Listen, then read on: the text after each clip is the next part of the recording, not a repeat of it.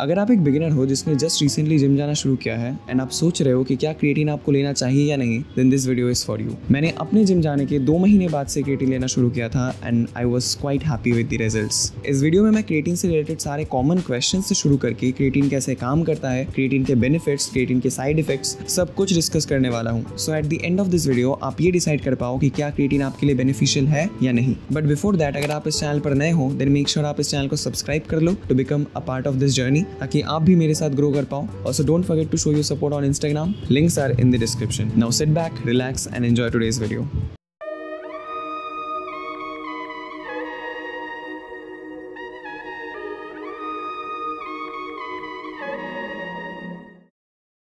Creatine हमारे body में काम कैसे करता है वो जानने से पहले ये जानो कि creatine is not a steroid. हमारी बॉडी नेचुरली भी क्रिएटिन प्रोड्यूस करती है, बट अगर आप स्ट्रेंथ ट्रेनिंग करते हो या फिर कोई स्पोर्ट्स पर्सन हो या फिर कोई हाईली इंटेंसिव एक्टिविटी करते हो, देन हमारे बॉडी में ये नेचुरली प्रोड्यूस हुआ creatine is not enough and तब वहाँ एंट्री होती है क्रिएटिन सप्लीमेंटेशन की। क्रिएटिन एक स्मॉल ट्राइपेप्टाइड होता है जो मेनली 3 अमीनो एसिड से बनता है। आपने शायद सुना भी होगा कि क्रिएटिन हमारे मसल्स में एनर्जी प्रोवाइड करता है, बट हाउ? एक्चुअली हमारे बॉडी में एटीपी यानी एडिनोसिन ट्राइफॉस्फेट की जरूरत पड़ती है as a source of energy and creatine इस एटीपी के लेवल्स को इंक्रीज करने में हेल्प करता है। हमारे बॉडी में एनर्जी सिस्टम्स होते हैं जो ब्लड ग्लूकोज एंड ऑक्सीजन का यूज करते हैं to produce ATP in our body. इस प्रोसेस को हम सेलुलर रेस्पिरेशन भी कहते हैं, बट इस प्रोसेस में हमारे बॉडी में एटीपी प्रोडक्शन में टाइम लगता है।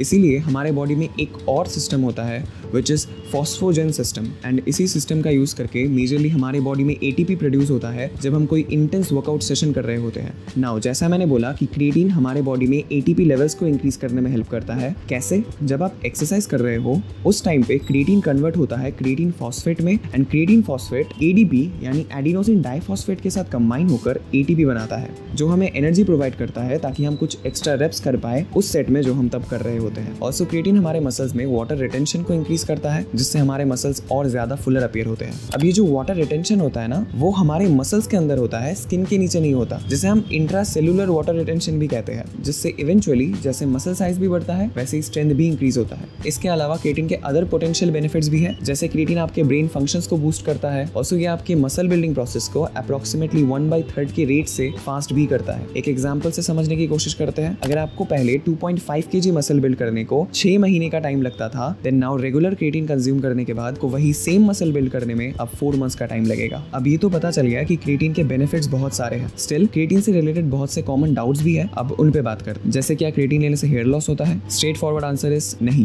एक्चुअली 2009 में एक स्टडी कंडक्ट किया गया था 20 रग्बी प्लेयर्स के ऊपर, जहां पर उनके रेगुलर डाइट में क्रिएटिन सप्लीमेंट को ऐड किया गया था, जिससे देखा गया उन प्लेयर्स के डीएचटी यानी डाई हाइड्रो टेस्टोस्टेरोन के लेवल्स इंक्रीज हुए एंड सिंस डीएचटी मेल्स में हेयर लॉस के साथ लिंक है एंड क्रिएटिन कंज्यूम करने से डीएचटी लेवल्स इंक्रीज होते हैं, सो लोगों ने ये अज्यूम किया कि क्रिएटिन लेने से हेयर लॉस होता है, जो कि पूरा सही नहीं है। हेयर लॉस लिंक है लोकल डीएचटी के साथ जो आपके स्कैल्प में होता है एंड उस स्टडी में जो डीएचटी लेवल्स इंक्रीज हुए थे वो थे सीरम डीएचटी जो आपके ब्लड स्ट्रीम में होते हैं। ऑल्सो जो डीएचटी लेवल्स इंक्रीज भी हुए थे वो भी बहुत माइन्यूट थे। इसके अलावा एक रीसेंट स्टडी जहां पे पहली बार क्रिएटिन एंड हेयर लॉस को डायरेक्टली स्टडी किया गया, उसमें भी यही बताया गया कि क्रिएटिन लेने से हेयर लॉस नहीं होता। ऑल्सो फिर भी अगर आप हेयर लॉस के डर से क्रिएटिन नहीं लेना चाह रहे then let me tell you, exercise से भी अप्रॉक्स सेम अमाउंट में डीएचटी लेवल्स इंक्रीज होते हैं। तो क्या अब आप जिम जाना भी स्किप करोगे? नाउ मार्केट में क्रिएटिन के जितने भी फॉर्म्स मिलते हैं उनमें से सबसे रिसर्च्ड एंड वाइडली यूज्ड है क्रिएटिन मोनोहाइड्रेट एंड मैं भी आपको रिकमेंड करूंगा कि अगर आप क्रिएटिन लेने के बारे में सोच रहे हो देन आप भी क्रिएटिन मोनोहाइड्रेट ले सकते हो। जब भी आप क्रिएटिन कंज्यूम करना स्टार्ट करते हो तो उस क्रिएटिन को आपके मसल में स्टोर होने में या कहूँ तो सैचुरेट होने में टाइम लगता है। बात करें क्रिएटिन आपको कैसे कंज्यूम करना है, देन उसके लिए आपके पास 2 मेथड्स हैं। फर्स्ट इज मेंटेनेंस, जहां पे आप डेली 3 से 5 ग्राम क्रिएटिन कंज्यूम करते हो,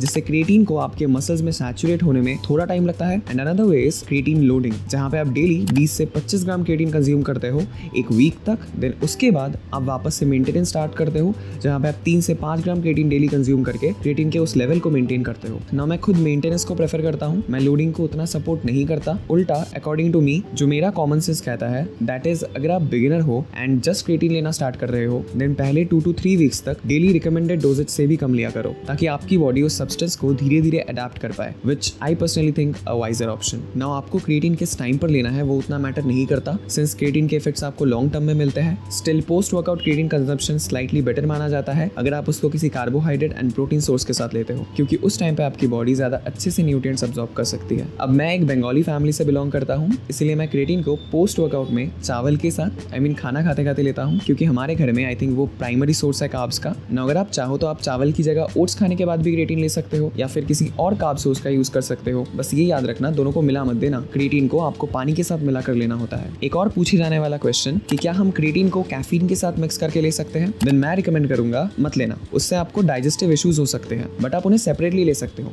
एग्जांपल, प्री वर्कआउट में कैफीन लो, पोस्ट वर्कआउट में क्रिएटिन। लास्टली एक और क्वेश्चन कि क्या हम ड्यूरिंग फैट लॉस भी क्रिएटिन कंज्यूम कर सकते हैं? देन ऑफ कोर्स आप कंज्यूम कर सकते हो। क्रिएटिन का जो मेन मोटिव है वो है हमारे बॉडी में लीन मसल बिल्ड करने में हेल्प करना, एंड फैट लॉस के टाइम पे भी हमें लीन मसल बिल्ड करना होता है, तो आप फैट लॉस के टाइम पे भी क्रिएटिन ले सकते हो। एक चीज आपको ये भी जाननी चाहिए कि अगर आपको पास्ट में कोई लिवर या फिर किडनी रिलेटेड इश्यूज थे, सीरियस इश्यूज थे, देन आई विल रिकमेंड कि क्रिएटिन लेने से पहले आप किसी हेल्थ केयर प्रोफेशनल या फिर डॉक्टर के साथ जरूर कंसल्ट कर लेना। सो कंक्लूजन इज कि क्रिएटिन एक सेफ सप्लीमेंट है एंड आप उसे अपने मसल गेन्स को मैक्सिमाइज करने के लिए यूज कर सकते हो। बस ये याद रखना कि क्रिएटिन के इफेक्ट्स आपको इंस्टेंटली नहीं मिलने वाले, क्योंकि क्रिएटिन एक ऐसा सप्लीमेंट है जो लॉन्ग टर्म में आपके स्ट्रेंथ को इंक्रीज करने में हेल्प करता है। इसी के साथ आज का वीडियो यहीं पे एंड होता है। आई होप ये वीडियो पूरा देखने के बाद आपको क्रिएटिन के बारे में और अच्छे से जानने को मिला होगा। अगर वीडियो अच्छा लगा हो देन वीडियो को लाइक एंड चैनल को सब्सक्राइब कर लेना, एंड इस वीडियो को अपने उस दोस्त के साथ शेयर कर देना जो क्रिएटिन लेने के बारे में सोच रहा है। तो मैं मिलता हूँ आपसे नेक्स्ट वीडियो में, तब तक के लिए स्टे हेल्दी।